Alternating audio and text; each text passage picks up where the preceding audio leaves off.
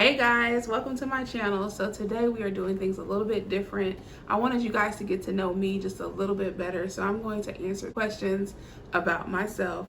It's going to be fun. Let's get it.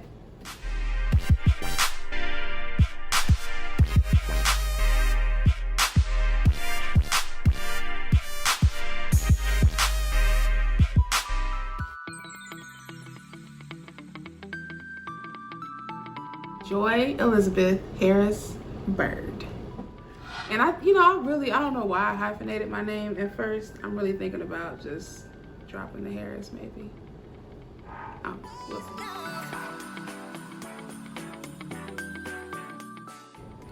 Honestly, I thought about this as a child. Like, I just didn't like Joy. I felt like my name was too short. And everybody else had like these long names. The only way my name was long is if I put my middle name. I'd have to put Joy Elizabeth Harris. And it was just too much. So I actually thought about changing my name when I was a child to Robin Michelle Harris. But nothing ever came of it. So I'm still Joy.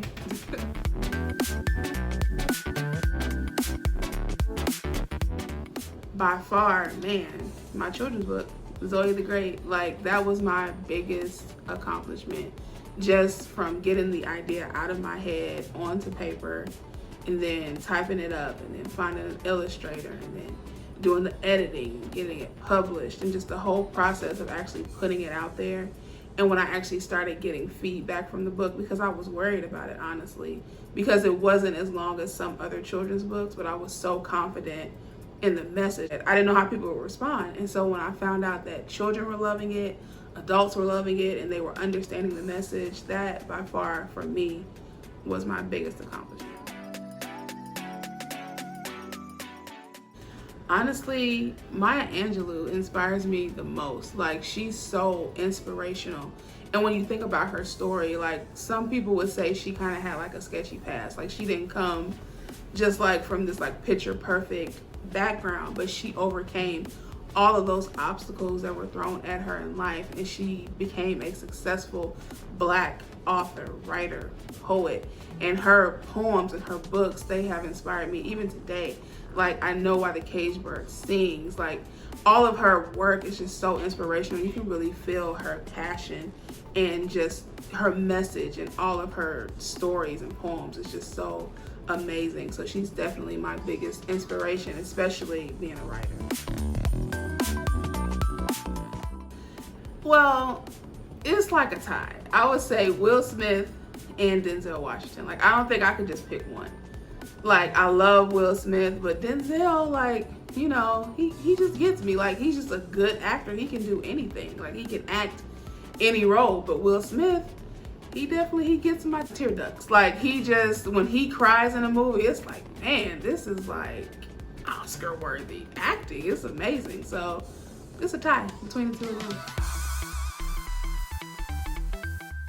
My favorite musical artist is hands down Brandy. Like, the Never Say Never album, I rock it to this day. Like, I know every track, I know every word. Like, it's just a great piece of work. And not just that album, but all of her albums, all of her projects. It's just, she's an amazing artist. She's so versatile, and her new B7 project is amazing. Like, you can definitely let it play from beginning to end. And I think that's so rare in music today. Like, people have hits, they're like one-hit wonders, but do they have like a body of work that just really encompasses who they are as a person? I feel like Brandy does that every time. And not to mention, she has some bops, you know, like Brandy, she throwing out those hits. So she's definitely my favorite artist of all time. See, let me think about this, because I love Ross Dress for Less, but I have a newfound love for Target. So let me just weigh these options. Ross Dress for Less. See, Ross Dress for Less, they have decor items as well. But Target got everything. Like, you can get, they have the frozen food section, they have decor, they have clothes, they have appliances. You know what? I'm gonna go with Target, because I spend a lot of my days in Target, my free time, you know, in Target. So I'm gonna say Target. Cookies and cream, and then also all ice cream outside of mint. I don't like the mint flavor, but pretty much or anything with pecans because I'm allergic to pecans. So yeah, any ice cream outside of pecans, outside of mint, I'll let you go. My favorite quote is by Maya Angelou, and it's, if you're always trying to be normal, you'll never figure out how amazing you can be. I absolutely love that quote. Like, one of my favorites. And I do have a second contender for quotes. Success is not final. Failure is not fatal. The courage to continue is what counts. I absolutely love that quote, and that's by Winston Churchill. Such a good quote. Use it daily. Think about it daily. Yeah. Well, actually, I don't know because I've never been on a plane. The only hike I've ever been on is when I was in high school. We went to Six Flags, and I rode this ride. I can't remember what it's called, but it's one of those rides that, like, it goes up, and then you just kind of like sit there. You're all the way up in the air, and you just kind of sitting there, and it's being petty, like, you know, rocking back and forth, like you don't know which way you're gonna go, and then it just like drops you back, you know, and then you go back up, and then it drops you down. So that experience, I don't know if it was the heights that I was scared of or if it was the fact that it was just like jolting me down quickly and I thought I was gonna hit the ground. So I'm not sure, actually. I guess I need to like build up my confidence and get on the plane. But yeah, I guess I'll say yes for now and to be continued, and we'll see what happens when I actually get on a plane.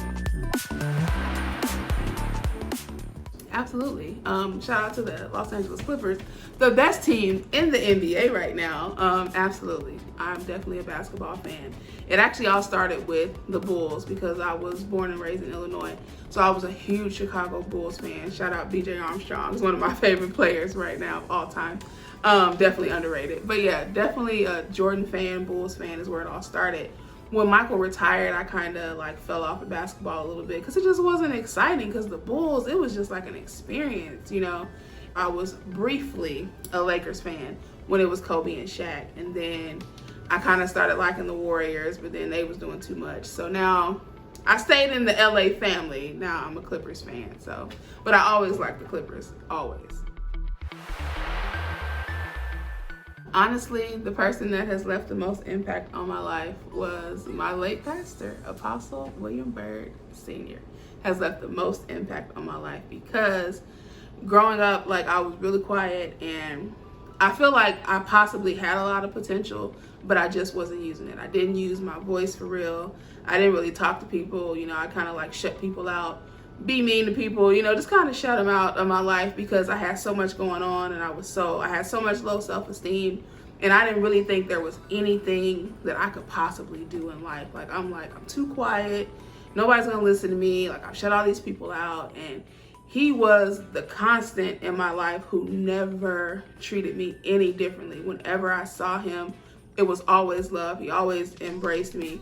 He always encouraged me, always prayed for me. And it's like he actually saw potential in me. He was one of the first people who had ever done that. So it was so amazing that he actually ended up becoming my father-in-law because he had been like a father to me for like 20 years. So he definitely left the most impact in my life. He was influential. He was inspirational. He was an amazing person, and I'm really glad I had the chance to know him.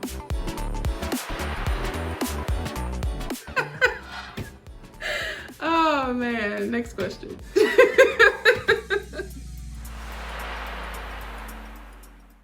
Man, Titanic, hands down. And it's really unfortunate for me to say that because I've actually never seen The Notebook, but I've heard about it. And still Titanic, like it's just a classic movie. Like it has so many like quotables, you know, and it's just such a good movie. And then the end, or when Rose passes away in her old age and she goes back to the boat and Jack is there waiting and everybody else that passed away on the ship is there. Like, it's just the writing, the production, all of it is absolutely amazing.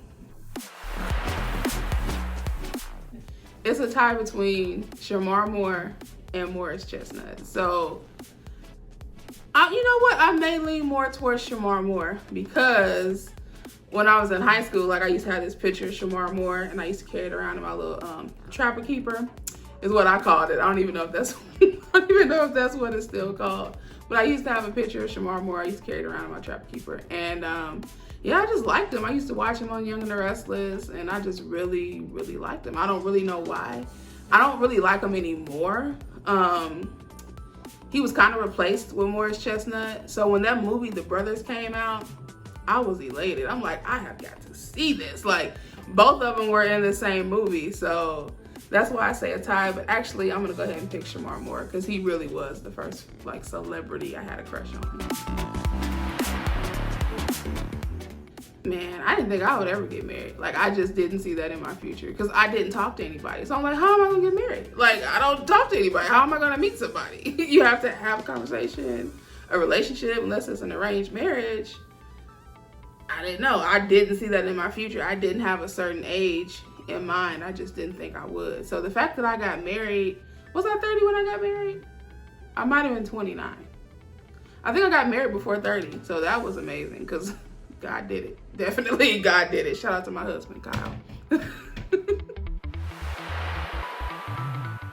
One thing people don't know about me is that I'm usually uncomfortable in about 90% of situations that I'm in. Like, I'm such an introvert still. Like, I'll talk to people, I'll laugh and I'll joke, but I was so quiet for so long. Like, it's really hard to just be in the conversation like that. Like, I really try to honestly plug myself into it, but sometimes, like, I'm still a work in progress. Sometimes I just be so overwhelmed being around so many people, and I know that a lot of people could perceive it as me being standoffish or rude. I'm like, that's honestly not it. Like, I'm usually just uncomfortable. Like, doing this video, you probably may think that I'm an extrovert, or if you look at my YouTube channel, or if you look at my Facebook, Instagram, Twitter, Snapchat. Don't believe that. Like, I am more so an extrovert than I used to be, but it's still a work in progress. So that's definitely something that people don't know about me, but you should know. Just give me time. You know, I'll warm up to you eventually. I absolutely 100% believe in God. I literally can get teary-eyed just thinking about it because people don't really know the full story, my full story. Like, I share a lot, but people don't really know the full story. But one thing that God has shown me is that through every trial, through every dark moment, through every mistake that I've made, he's been there. Like, he never turned his back on me. He didn't leave me there. He was the friend when I needed a friend. He was a father when I needed a father. Whatever I needed, he was always there. So there's nothing you really can say. Like, Lecrae has a quote that basically he's saying, I would rather spend my whole life believing in God and find out that he's not there than spend my whole life not believing and find out that he is there. And that's really my viewpoint on it. Like, he's real, like, period. I would just make decisions. I'm like, okay, I'm gonna do this. God, hop on board, you know, bless me in this. And it would have some success, but it wouldn't have the success that I was looking for because my purpose has to line in with God's purpose and God's will for my life. So I've learned that with him, I'm way better than without him. Like, he literally guides my footsteps. Like, I've noticed my writing has changed. My thought process has changed. I'm able to talk more. I'm able to serve. I'm able to do things that I didn't think was ever possible for me to do. And my relationship with him just in this past year, especially with us moving to St. Louis, has grown so much because it was a scary time. I left something that was so comfortable.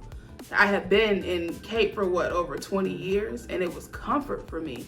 And I was so scared, but God has literally shown me every step of the way that he's been there, and he's blessed my endeavors, and he's given me the words to say to be effective. And that's my main thing as a writer, is that I definitely want to be the light in a world that seems almost full of darkness.